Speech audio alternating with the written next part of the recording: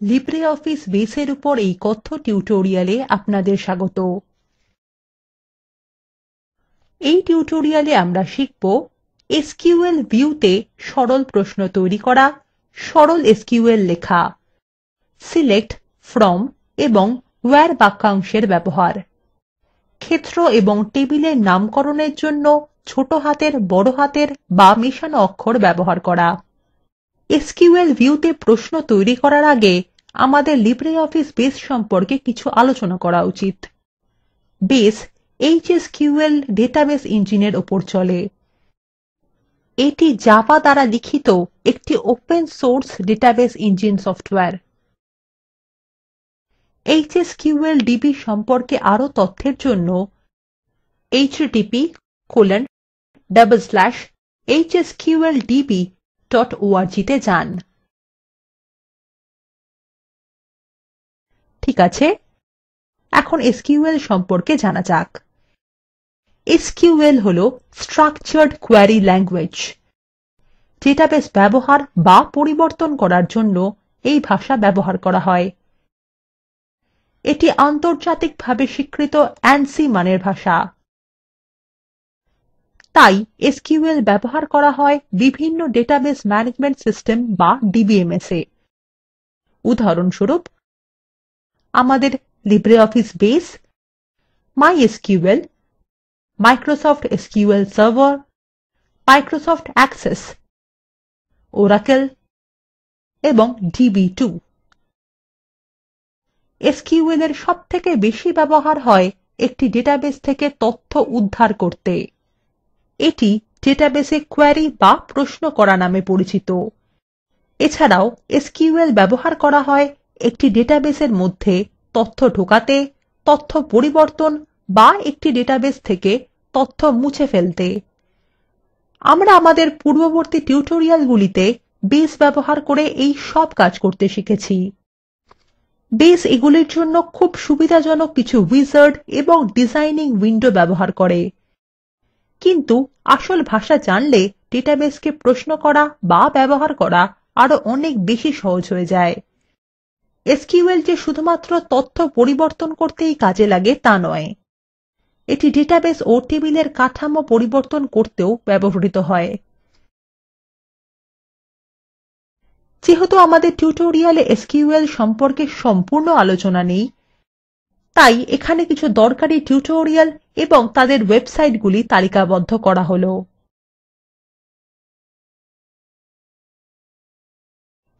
HSQLDB-র নিজস্ব ব্যবহারকারী নির্দেশিকা রয়েছে।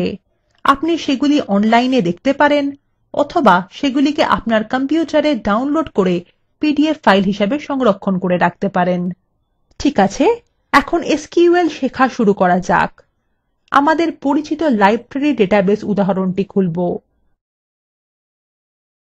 লাইব্রেরী ডেটাবেসটি খুলুন। এখন বাম প্যানেলের কোয়েরিজ বা প্রশ্নগুলির তালিকায় ক্লিক করুন।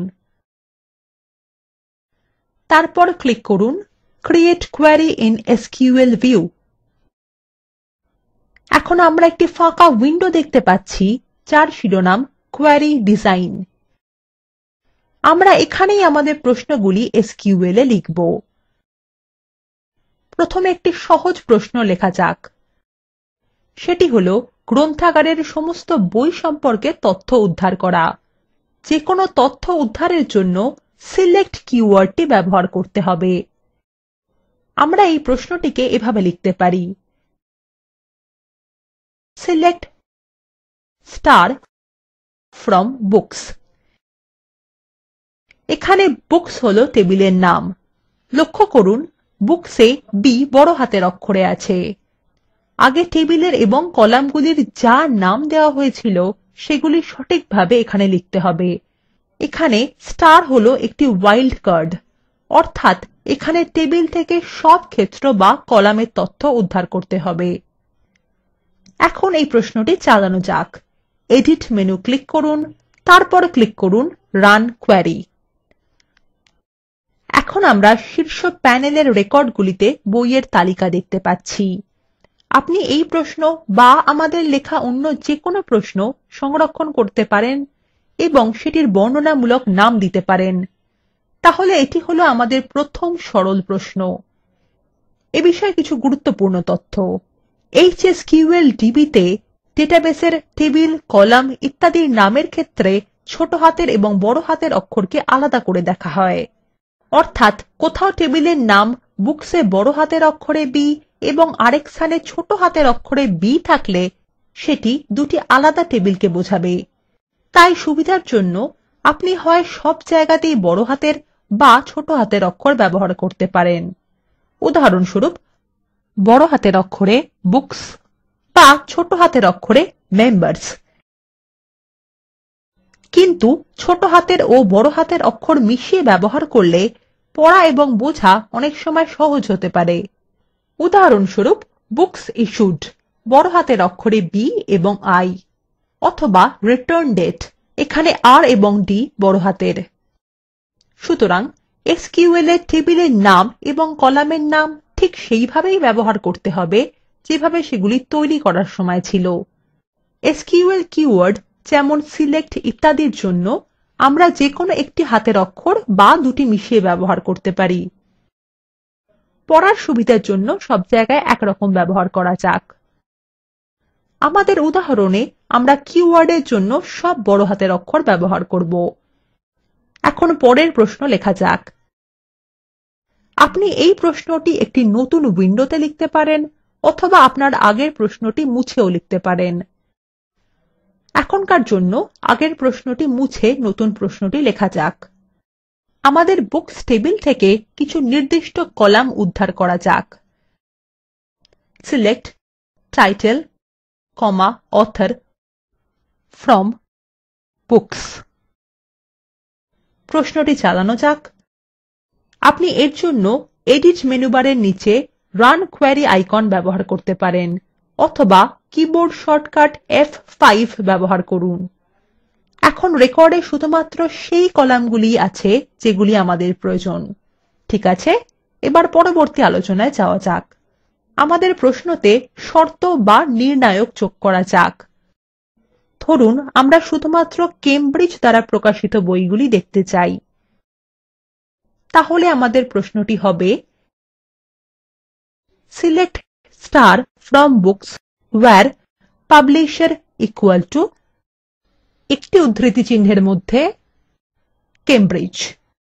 দেখুন আমরা একটি নতুন কিওয়ার্ড যোগ করেছি where, এবং তারপরে আমরা একটি শর্ত লিখেছি প্রকাশক সমান কেমব্রিজ। দেখুন আমরা এখন শুধুমাত্র সেই বইগুলিই দেখতে পাচ্ছি যেগুলির প্রকাশক কেমব্রিজ। তাহলে আমরা একটি প্রশ্নতে যত ইচ্ছে শর্ত বা বৈশিষ্ট্য যোগ করতে পারি। একটি প্রশ্ন লেখা যাক যাতে দুটি শর্ত রয়েছে।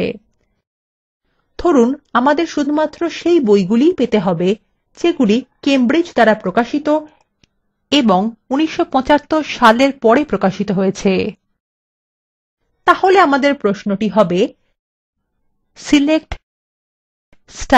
from books where publisher equal to উদ্ধৃতি চিহ্নের মধ্যে Cambridge and published year greater than 1975।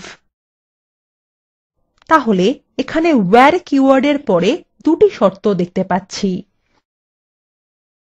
এখানে and হলো একটি লজিক্যাল অপারেটর। এটি শর্তগুলিকে একত্রিত করে। আরেকটি লজিক্যাল অপারেটর হলো OR। আপনি উপরের প্রশ্নটিতে OR ব্যবহার করে দেখবেন।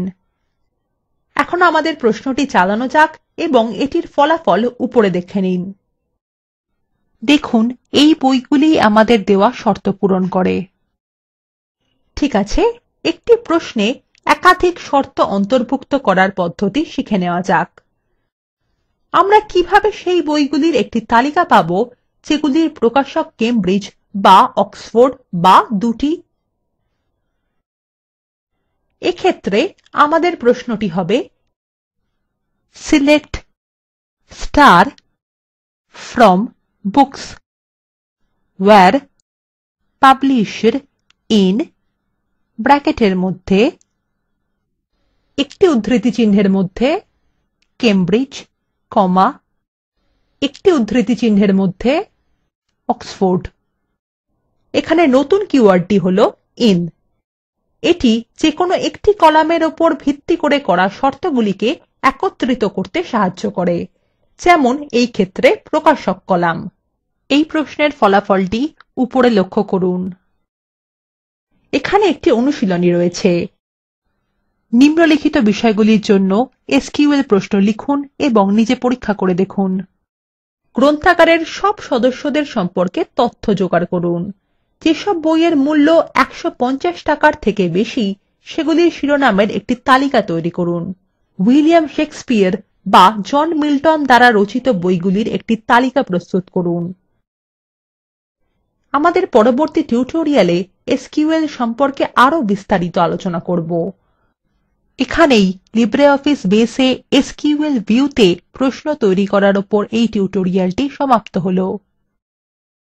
সারসংক্ষেপে আমরা শিখেছি কিভাবে এসকিউএল ভিউতে সহজ প্রশ্ন তৈরি করা যায়, সহজ এসকিউএল লেখা যায়, সিলেক্ট ফ্রম এবং ওয়্যার বাক্যাংশের ব্যবহার, ক্ষেত্র এবং টেবিলের নামকরণের জন্য বড় হাতের, ছোট হাতের বা মেশানো অক্ষর ব্যবহার করা। Spoken tutorial talk to a teacher প্রকল্পের অংশবিশেষ, যা ভারত সরকারের আইসিটি এমএচআরডি এর ন্যাশনাল মিশন অন এডুকেশন দ্বারা সমর্থিত। এই প্রকল্পটি http:/spoken-tutorial.org দ্বারা পরিচালিত। এই বিষয়ে বিস্তারিত তথ্য এই লিঙ্কের প্রাপ্তিসাধ্য। আমি অন্তরা এই টিউটোরিয়ালটি অনুবাদ এবং রেকর্ড করেছি। এই টিউটোরিয়ালে অংশগ্রহণ করার জন্য ধন্যবাদ। শুভবিদায়।